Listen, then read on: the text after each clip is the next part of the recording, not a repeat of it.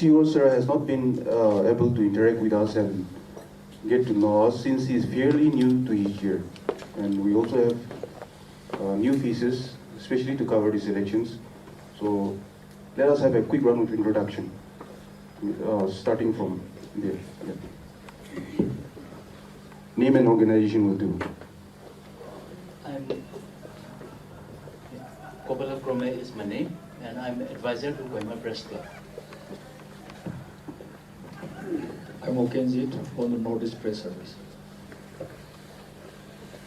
Hello, I'm Zubili from NLTV. Hello, good evening. My name is Asunyo, News Editor, All India Radio. Good evening. I'm Narayan Bahadur with the Press Trust of India, PTI. I'm Chizukov from Mohan Express. My name is Suel Buller. I'm representing Eastern Europe. Good evening, my name is Atuno. I'm freelancing from Moral Express and Omni. I'm Roshan, PIB Kohima. Good evening. My name is Alice Yosha and I write for Hindustan Times. Good evening, everybody. My name is Emilo. I'm from Nagaland Post.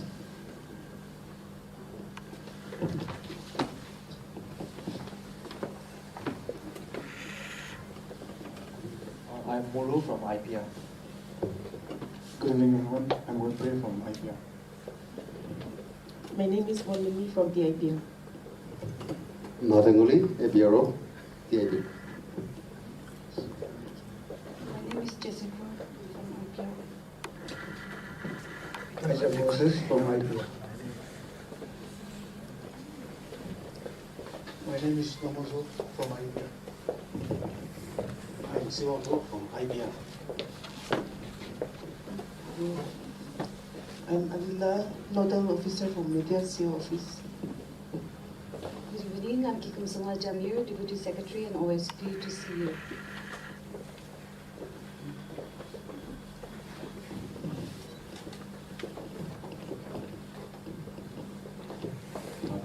I'm Atuzo from IPR. Good evening. I'm Zavina Teño, Additional Director and HOD of IPR. Good evening, my name is Sharon Longchari. I'm Joint CEO, Nagaland. Hello, good evening. I'm Hitu, OSD and Joint Secretary of the Government. Good evening, everyone. I'm Hiazu Meru. I'm Joint Secretary Home and attached to the CEO's office as OSD. Good evening. I am the CEO, V. Shashank Shekhar. Good evening, I'm RKJ, Additional CEO of Nagaland. I'm Awalorin, Joint CEO. Good evening, I'm Dr. Tino Chang, Joint Secretary to the Government of Nagaland, RT, and personally attached as OST to CEO office.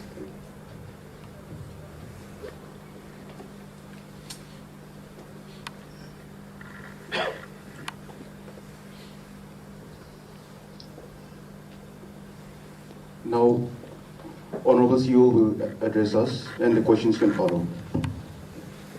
Thank you. It is nice to be here with all of you again. I have been interacting with you on different occasions, sometimes individually, sometimes through this kind of a press conference.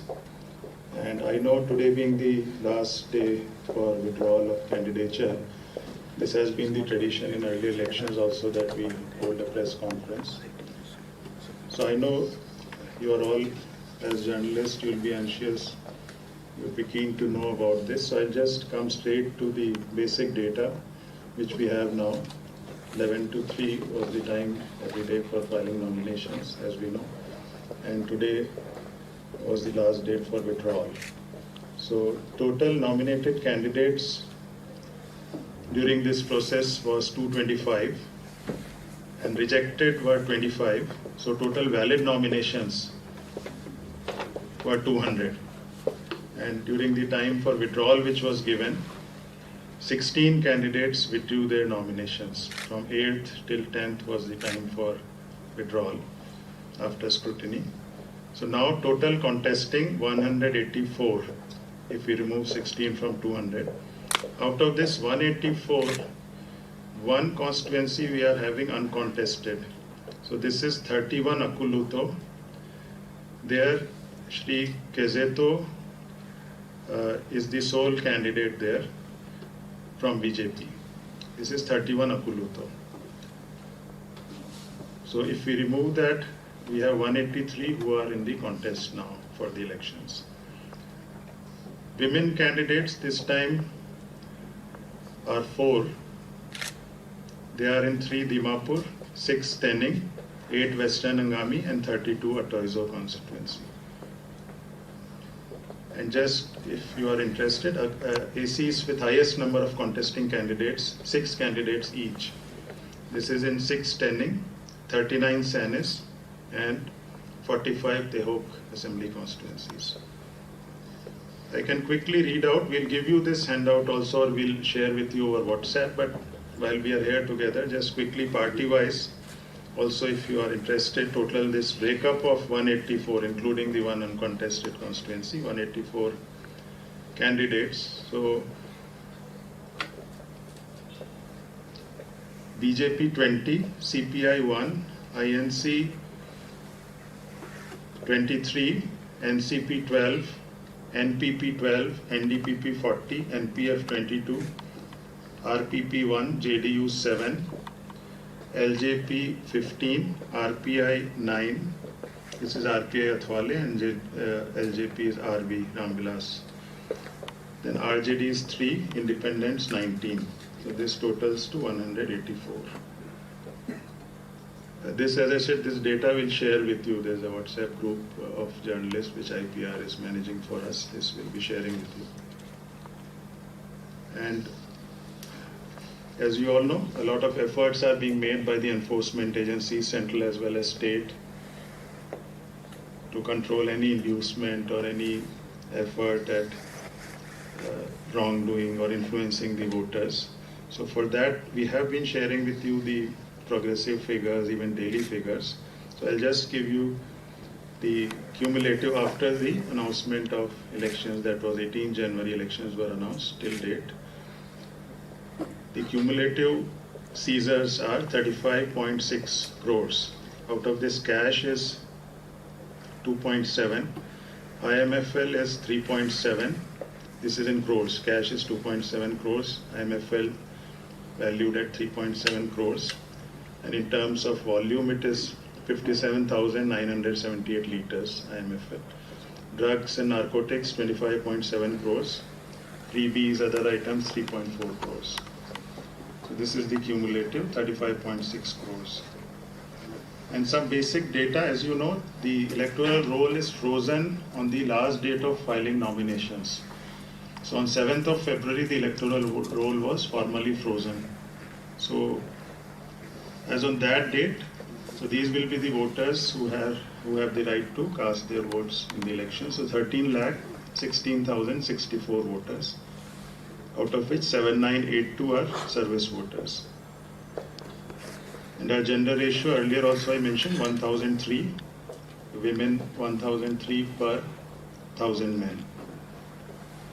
And just a quick recap, I may have shared this earlier. Polling station with lowest number of electors, 71 Merapani, only 37 electors. Polling station with highest number of electors, Usutomi, number of electors 1374. Lowest number of electors, assembly constituencies 27 Mokchong town with 8,180 voters. And the assembly constituency with highest number of electors is 4 Ghaspani with 74,537 voters.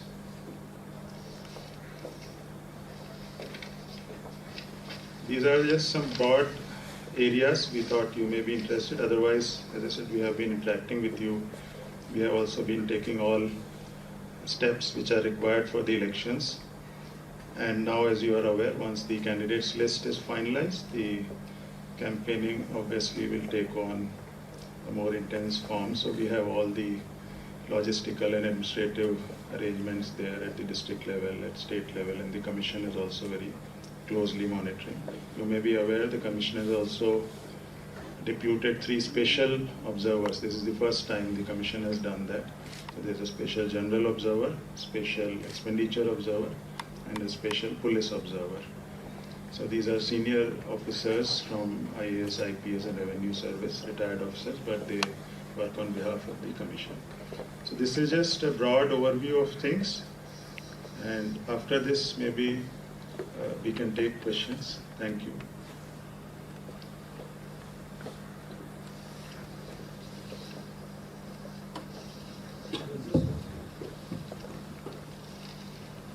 Regarding these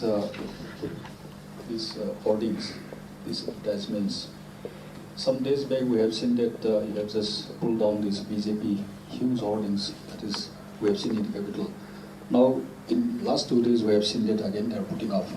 So, what is the things what we have done in the few weeks back?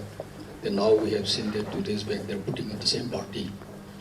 And in fact, in the past, we have not seen much. Like in the past, we have seen a lot of flags, party, this kind of fever, and all these things, advertisement. In fact, this time it is not seen like that, except these hoardings. Can you just clarify how these things happening in the capital? See, the norms, it will be good for you also to know. There's a media certification and monitoring committee at the district level and at the state level also. And all the Commission's norms based on a Supreme Court direction is that any advertisement in the electronic media, which includes WhatsApp forwards or SMS forwards, they have to be pre-certified by a designated committee. So in our case, the state level committee is chaired by our additional CEO here, and there are other members in that committee. So any such advertisement, even if you are using an e-newspaper, any form of electronic media, it has to be pre-certified by this committee. Electronic media. For print media, the certification is required only for the last 2 days, that is on the poll day and 1 day prior to that. Other than that, pre-certification from this committee is not needed, but whenever any poster is displayed, the printer's name and address has to be printed there on that, so it can be included in the candidate's expenditure.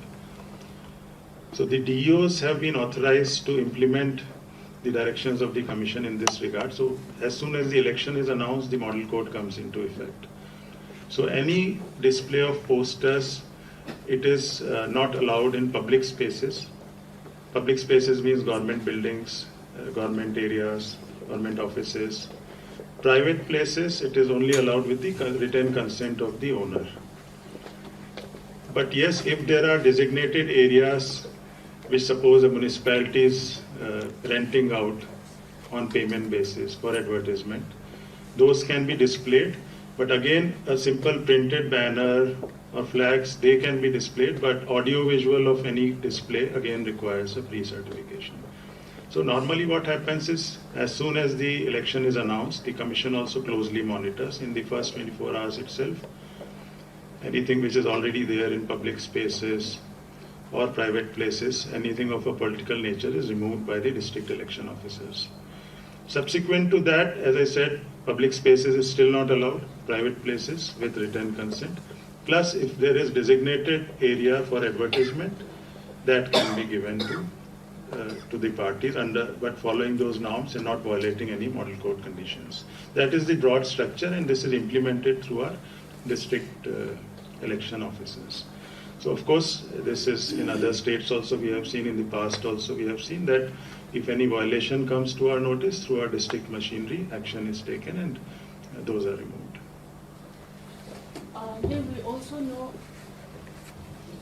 May we also know how many candidates have criminal records filed against them? We'll give you the exact data on this, but you'll also be interested to know, if you don't know already, that Commission has actually a website. If you type in Google Affidavits ECI, there you can go to that site and you can actually see, including for Nagaland, you'll see the affidavits filed by the candidates and even their assets, liabilities, and criminal antecedents. You will find that in the website. But if you want, we'll share that address of the Commission's site also in the group.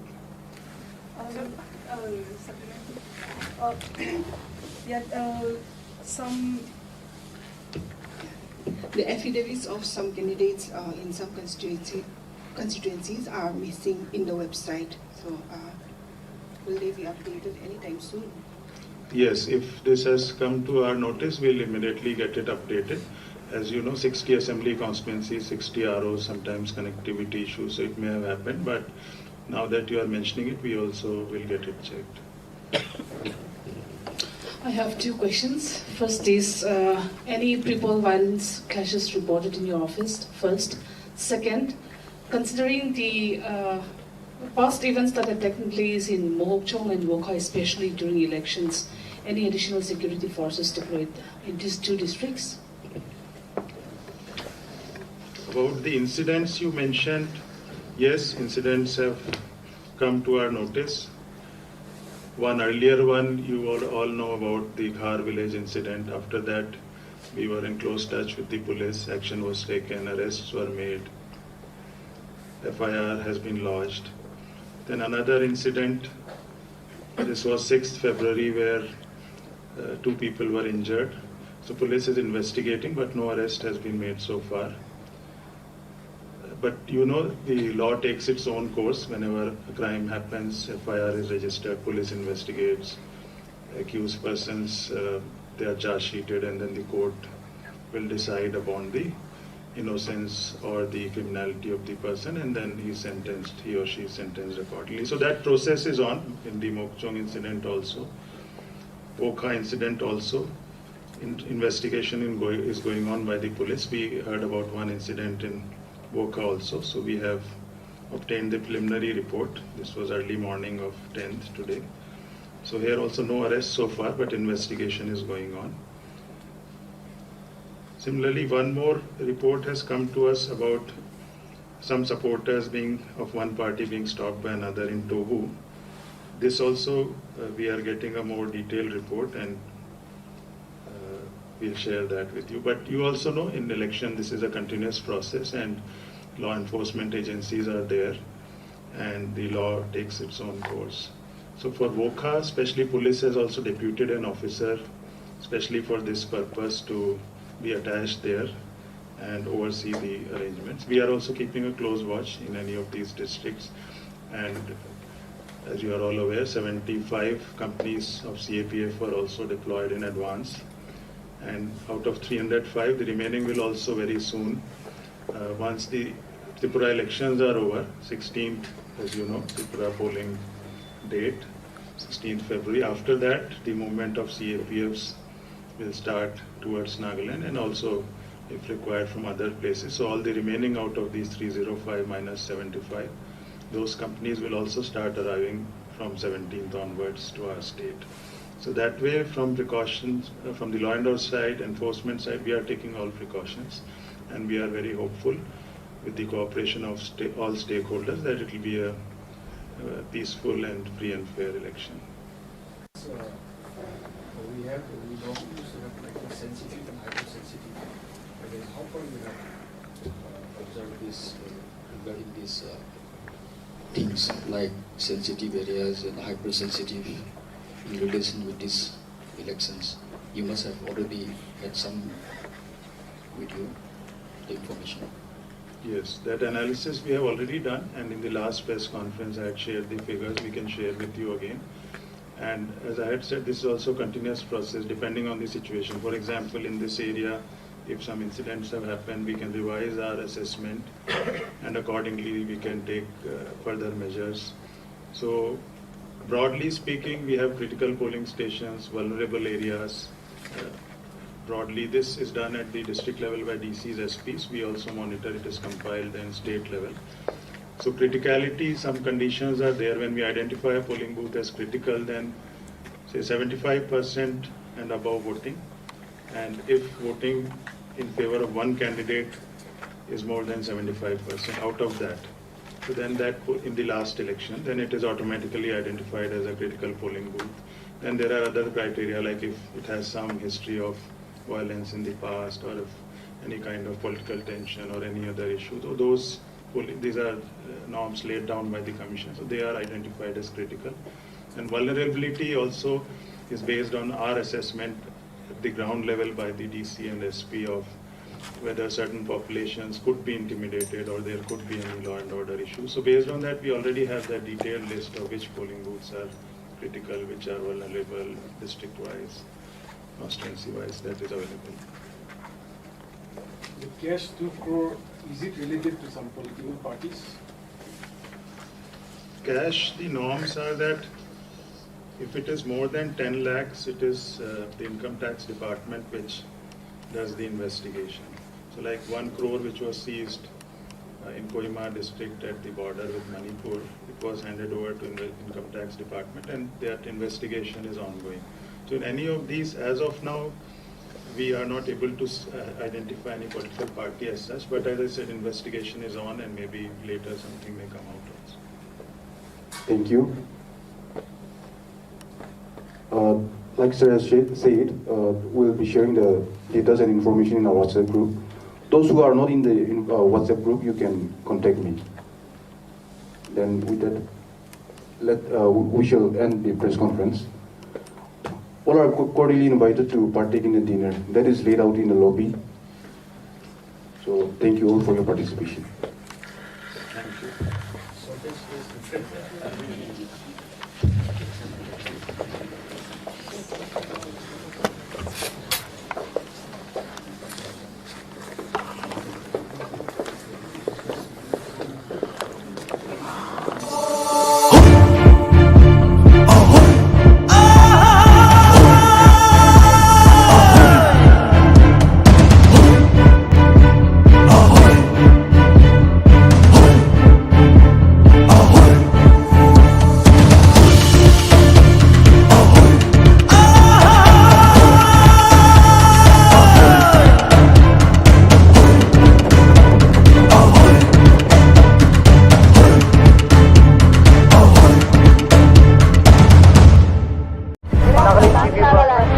Nagaland TV, Sob Manulaga Awas. Watch us live on Geo TV and on your television sets as well. For Dimapur viewers, we are on channel number 994 in Global Chapter, and Kohima and Mokokchung viewers